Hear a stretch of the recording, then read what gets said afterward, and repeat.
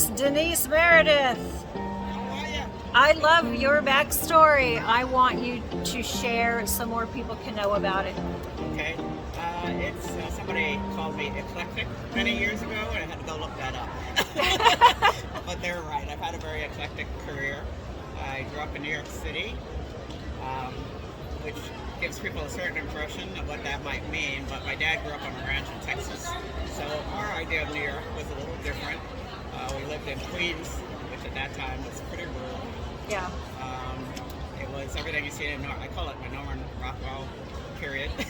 So all the pictures you see in Norman Rockwell, soapbox derbies, tree houses, all that type of idyllic childhood is what I had. My dad was a Renaissance man. He was a author, poet, musician. Oh, wow. He played amateur tennis, you name it. He was a conductor at trains one time. So he was in service for 20 years, Army strong, and he was in an Army band. So he traveled around the world entertaining the troops. So very different lifestyle, vibe. absolutely, yeah. And then my mom was the community organizer.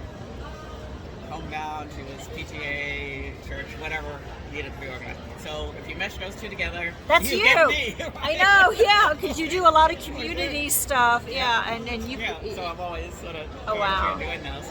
But anyway, I went to Cornell undergrad because I wanted to be a veterinarian because my mom did a lot of stuff with the Humane Society, and I liked animals, had all kinds of animals.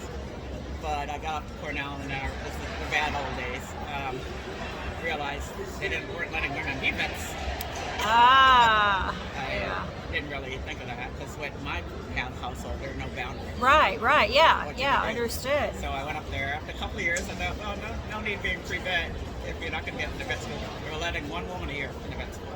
Oh my gosh. Okay, and it was going to be me for all the reasons. But anyway, so I switched to wildlife biology, and there were no women there, but they didn't say they didn't want women. So that made a difference. So 3 women got degrees in wildlife biology. Congratulations. 2 weeks later, believe it or not, I was living in Las Vegas. So from Ithaca to Las Vegas because I got a job with the Bureau of Land Management, federal government, and they hired me as a wildlife biologist. Beautiful. Which is pretty nice. But they also had just passed the Wild Horse and Roller Act. So I was also a wild horse specialist. Which was great because Cornell. What perfect timing! I know. That is so perfect timing. So Cornell was equine. They were very big on equine management. My freshman, people have different kind of roommates. So mine, she was sort of hippie type of roommate, but she was also a townie, and that her parents lived there in town, and she had horses. So we would go riding. Other people would go on break and go to the coffee shop or whatever. We would go riding. So anyway, so it was a great time in Vegas. I was the first woman. I didn't realize it until they hired me. I was the first woman they ever hired in the whole agency. So I like to joke, and my first book was about that. Well, that's about joke. So I wanted to title it 5,000 Cowboys and Me. Oh, cute. But I decided to go more, traditional there. So I spent 29 years in the Bureau of Land Management. So I was the first everything. Yes, absolutely. And I moved a lot back and forth across country. So I worked in 5 or 6 different states. And eventually, during the Clinton administration, I became the top career lawyer. Congratulations. Wow. So I had 10,000 employees, 200 offices all across the country, and $1 billion budget. So that sounded like fun for a little while. For how long were you? So 2 years in the Clinton administration. I loved him. He was a fantastic person, most charismatic person you ever want to meet.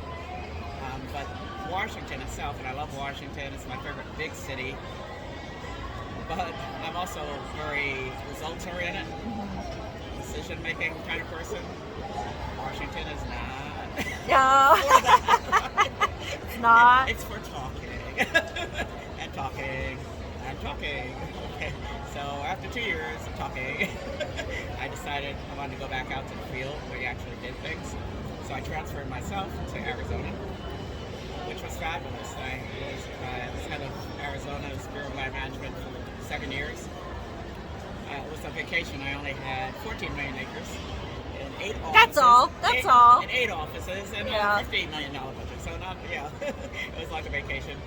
But I was able to designate 4 national monuments here. Oh, wow. Worked with John McCain was my mentor here. So we were able to get the Arizona Trail designated. And did a lot of, that side people don't know about him. He was pretty much an environmentalist. People don't see that side of what he did. So he did a lot for the state here on that score. After about 7 years, they had what they call a early out, which they don't do anymore because I guess they can't afford to. But every 5 or 10 years, the government would say, okay, you can retire based on years, not age. Okay? Oh, got it. What happened? I started 2 weeks out of college. Guess what? I was very young and got to retire. Because I had, 29 years. You sure achieved a lot during that window of time that you were there. It broke a lot of ceilings and mentored a lot of people. Thank you. Yeah, I did. It was exciting. Yeah, in the beginning, when I was the only woman, so they would call me, hey, I want to hire this woman. Can you make sure she's a good fit? Because your standard is like way up here. How could they find another Denise? And so it was like, I would pretend, it was funny because I acted like he knew, like every woman. Right. Around, right? So, yeah. And so they'd say, well, she's a historian. Do you think we should hire her? Because that's skill, right? Right. And I say, oh yeah, she's great. I think she's wonderful, right? Okay.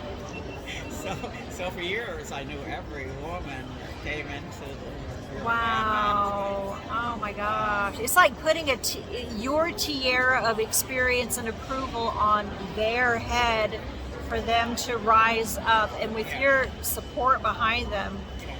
And in a way, it was playing it forward because me being an African American, they only had one other African American in the whole agency, right? So they called him before they brought me on. And he goes, he acted like he knew me. Oh yeah, she's great. I think you should hire her. So I played it forward after that. I did that with everybody that came in. So it was good. He was a wildlife biologist too, so it was really cool. And we did that. But I really believe, my role in life here is really to help other people. It goes along with the animals. So, animals. Caring, nurturing, and animals, equipping. Children, people who are disadvantaged. That's what I'm here for. Yeah. People. Tell us about your other book. Okay. My they're both getting older now, but it's The Year of Roof Rat. Ate my dishwasher. I love that title. I just love that title. And the thing is, and I struggled with that because if you talk to normal publishing people and whatnot, they're very conservative. Oh, we're never use that title. It's too long. It's too this. And I'm going, well, it's me. It's what I like. It's also truth. It is true, and it's outside of Arizona. I don't know how many people know about roof rats, but outside of Arizona, it's big in Arizona because they are bigger than those New York rats. They're big, and they have sharp teeth. Yep. And they're very destructive. And so, literally, it had eaten the pipes to my dishwasher. So dishwasher's not working. And I love the first chapter best because I talk about the experience that I had coming to fix the dishwasher. Yeah. And it was quite an experience for him. Anyway, so he was just like startled and scared to death because they're really short. So they bit entirely through the pipe. Oh my goodness! And what we do in our Airstream is we have the catch and release tray, and it's like we're so nice to catch them, and we're talking with them, going, "Oh, I'm so glad you're in this little catch and release trap. We're gonna let you go outside now. Go away." And if you happen to be recycled, well, that's the way nature works. But we're meaner in Arizona. It's like trap, you're dead. Slam, the trap goes down, and that's it. So you have to, and there was a spurt of them when the construction. Arizona used to be pretty calm. Yeah. And when people started building, right, they started coming out. Yeah. Right? Because they like citrus trees, so it used to be orchards. Yeah. So where I live in Central Phoenix, it used to be an orchard. So not anymore. They sort of came out, and we had to take special efforts over there. But I like the natural approach. Cats. Yeah. Cats. That is the best. We have cats in the neighborhood now. Yeah. We haven't had a problem. So that's the best approach. World's best connector. Tell us about that. Okay. I've been by myself, Denise Meridith Consultants, from the time I retired. And I thought, well, I'm doing so good by myself. What if I had a whole team of people? Okay. And that can sometimes work good, sometimes not work. In my case, World's Best Connectors. People used to call me the World's Best Connector. I'd been here for so long. I seemed to know everybody, but I tell people there weren't that many people to know. You know, Phoenix didn't start growing until like 2004 or something like that. Before that, it was a little town, so you knew everybody, and then you knew people come in. So it was sort of natural that I knew most people. And I started the Black Chamber of Commerce here, and plus worked with every other chamber, so I knew a lot of people. So I thought, okay, I'm the World's Best Connector. Put an S on that. so that's the World's Best Connectors, and it's a great group. All CEOs. Yep. So we're a CEO to CEO business, not C2B or B2C. Right. We help other CEOs get done what they need to get done. And that is a good distinction because that's so needed. Yeah, the CEOs don't get much. Mentors, well, me as an example, really didn't have mentors. Certainly didn't have women mentors. Right. I was always the first to everything. Now it's a little bit better, but still, women, people of color, Latino, LGBTQ people have a problem getting help. Yeah. Especially your CEO. Well, and with what you're creating, it's a safe place for them to get connected, to get support, to be able to share some of the challenges they're going through and know someone's going to hear them and help them. Right. Not just be polite to them. And we're tough. Get stuff done. We're a tough group. So it's fun. So we help each other, plus we're a consulting firm.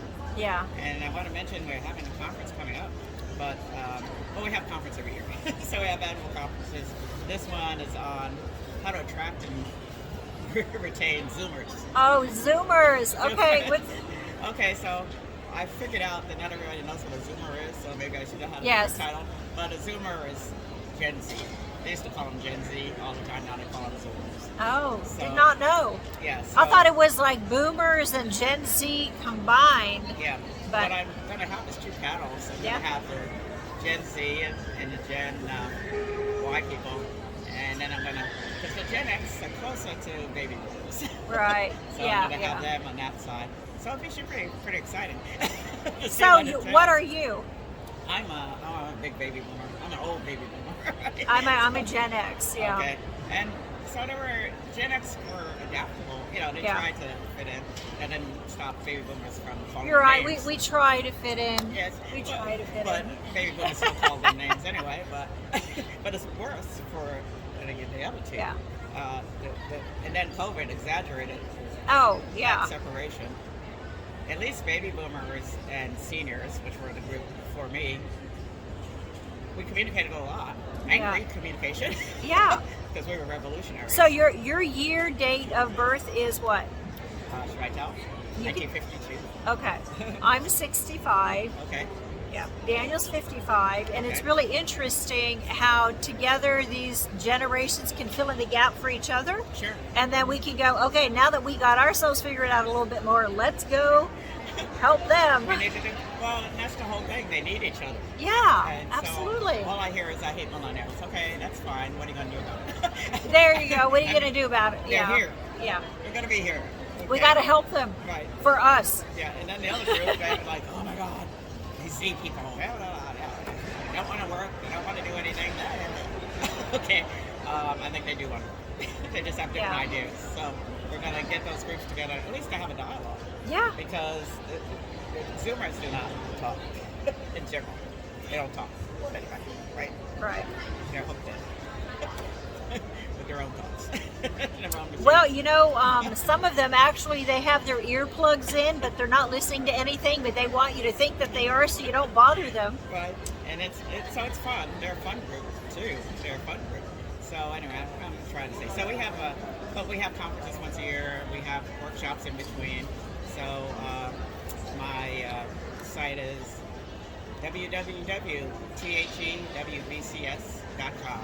TheWBCs.com. I'm a Comic-Con kind of lady. So I thought the WBCs, that sounds like a super group, right? So that's what we try to use as our imagery and whatever. We're superheroes out there trying to help other people. So what is your legacy statement? What I'm trying to do, the new group we're working on is college athletes. We're trying to work with them, business planning. So my goal now in life actually is to create the next generation of business leaders. Yeah. That's what I'm aiming at. And that'll be younger people. Working with younger people, but also recovering people from older generations who dropped out. Yeah. COVID, they decided. Yeah. And we need them. We need them not to be depressed either. So they need to find their way, and what you're doing is going to help them. Yeah. So I do personal counseling, groups or individuals. I try to get people's mojo back. Try to have them regain their mojo. So that's the theme of that. Because we need them. We do. And they need us too. So I think I don't want to be lost. We have potentially 2 lost generations. The baby boomers over here and the athletes, student athletes, only 2% become pro athletes. That's 98%. What do they do? Yeah. We're neglecting, incorporating them into the rest of us, and that's what I want from here. I love the different projects that you have. Thank you for sharing. Thank you. Well, thank you for the invitation. This has been great. This is fun. This is I like fun. it. Well, thank you so much.